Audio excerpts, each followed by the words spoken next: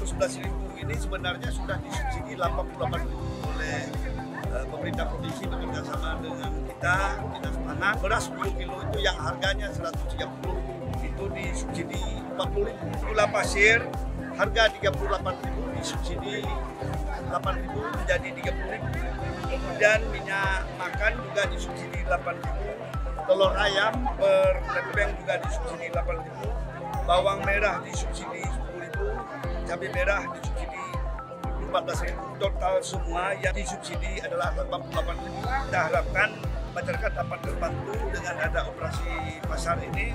Mudah-mudahan inflasi di Kota Banda Aceh dapat terkendali sesuai dengan instruksi daripada Presiden dan Direktur.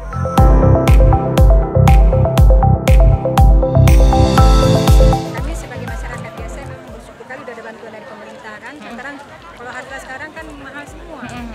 Kami ini kan pada nggak cukup. Harga biasa kan. Terus tadi ambil semua Bu komoditi yang disediakan? Ya. Karena memang perlu untuk sehari-hari. Oh, terus Bu, apa harapannya untuk Pemko ke depan? Yang diperbanyaklah bantuan masyarakat kecil.